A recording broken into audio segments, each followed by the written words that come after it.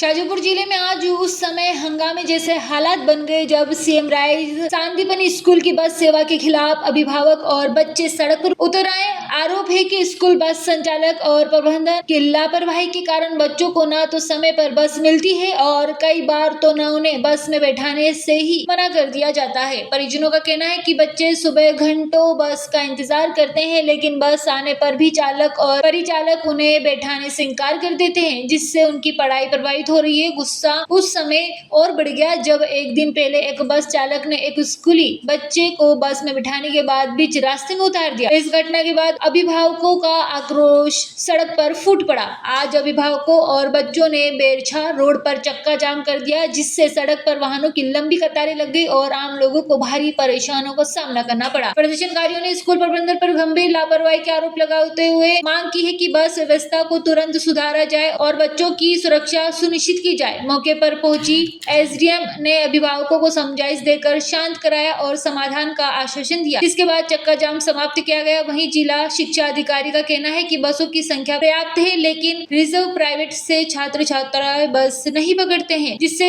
यह समस्या उत्पन्न हो रही है। फिलहाल मामला प्रशासन के आश्वासन के बाद शांत हो गया है, लेकिन अभिभावकों ने चेतावनी दी है कि यदि व्यवस्था नहीं सुधरी तो आंदोलन और तेज किया जाएगा।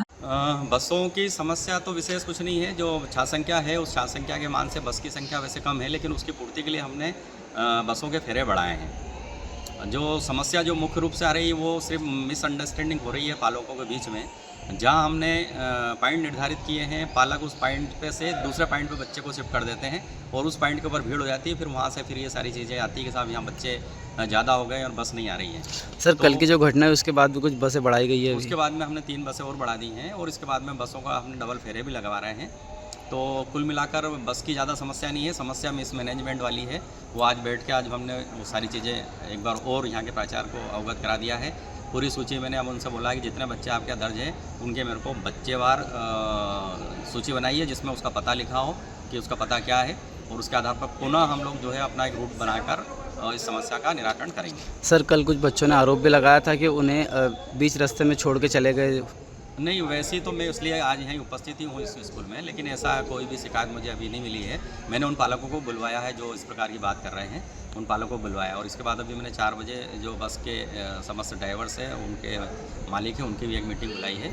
उनसे हम लोग इस बाबत चर्चा करेंगे। शाजापुर से दिलीप सौराष्ट्र की रिपोर्ट।